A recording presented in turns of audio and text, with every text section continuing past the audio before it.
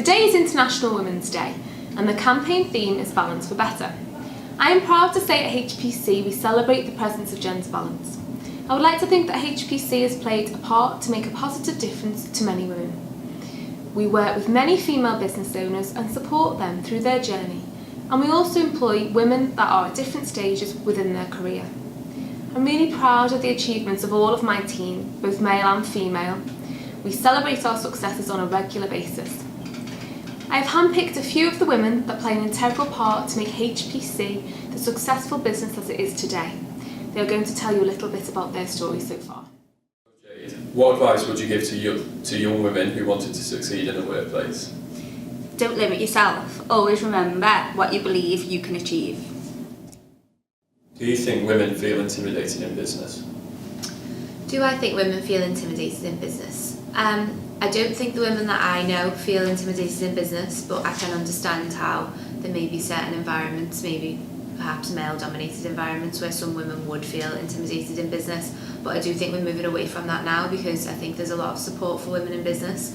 I think they've got much more of a presence in the workforce, in business, in the media, everywhere. I think they're just developing a stronger presence, and I think on the whole, I'd say my general perception is that no, women don't feel intimidated in business. I think they're sure of themselves and their place, and that's improving all the time.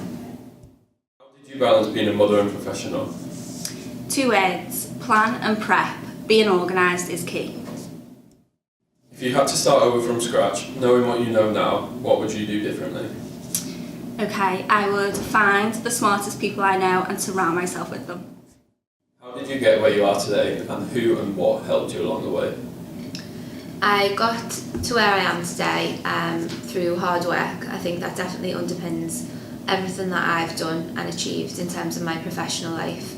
I've studied a lot, I've sacrificed a lot, and I suppose I've really always understood where I was going. I think I'm probably more fortunate in that I've known from a young age that I wanted to do HR and that this was my passion. So the sacrifice that I made was always worth it. I had a goal, so the journey was difficult.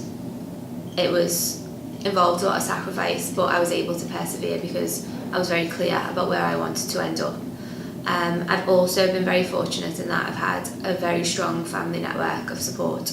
I've had help from them in terms of putting me through education. I've also had help from them in terms of helping me grow as a person, which is then obviously helping me in my work setting, and just generally they've probably been the driving force behind me in terms of getting to where I wanted to be today.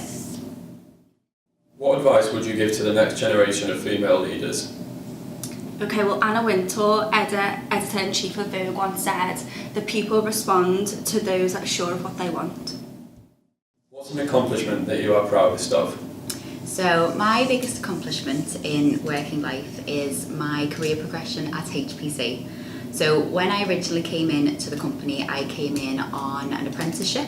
So that was in admin, just because I didn't really know what I wanted to do. So I stayed in that, moved on to accounts, which I thought I liked at the time, but wasn't really for me. And then I went on to study HR. So I was a HR administrator, going to college in the night time, training to do that.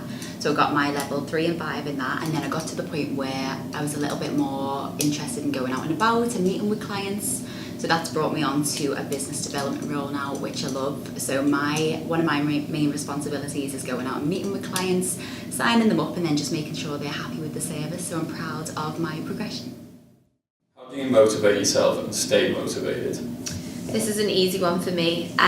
The first rule that I have for motivation is to do things that you love. So I suppose in terms of work, I'm very self-motivated in the sense of I love doing what I do, so that gets me out of bed every morning.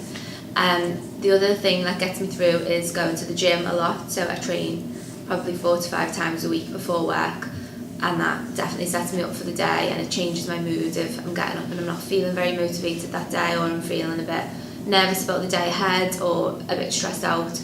I go to the gym, work out, and then that sets me up for the day. So that definitely helps me put some structure around my work and week and gives me the motivation to power through and be energised. How How do you motivate yourself and stay motivated?